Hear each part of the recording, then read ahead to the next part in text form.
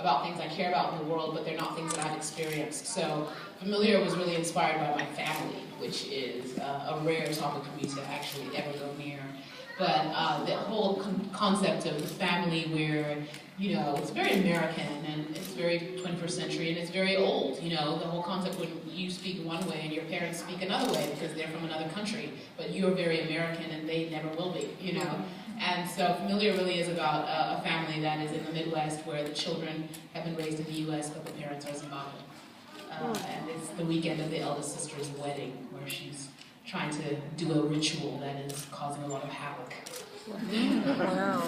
No stress there. Yeah, a lot of really good fun stress. It's a good dramedy. It's also, it doesn't end tragically, which is very new for my place. Yeah, you know, there's a reason I'm in The Walking Dead. Dire, intense stuff. Right, because the eclipse was about Liberia. Yeah, it was about women in war in Liberia, and yeah, that was dire. That was dark. Yeah, I saw a scene from that. It's pretty intense. Yeah.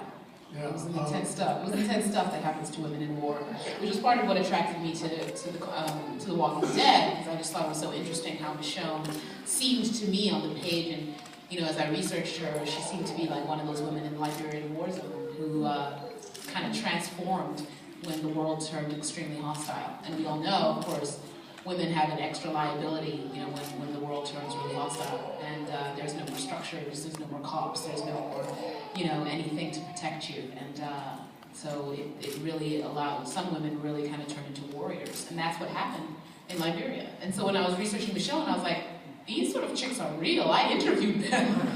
They're very real women, and that really made me very interested in exploring her as a character. Now, when you were born in Iowa, you actually did most of your growing up in Zimbabwe. Mm-hmm. So how has Africa influenced your work and your life? A great deal. I moved to Zimbabwe when I was 5, and I was raised there. But you know, I was raised in a very, I call it a very Zamerican home, because it was like, you know, my parents had been here for 20-some years themselves. So they'd been here from the 60s to the 80s, and so they had a lot of American influence in who they were. And so they raised their children with that sort of presence. They've been in the Midwest mainly, and then, you know, they did grad school in Penn State, but they were only there for a few years. They did so much time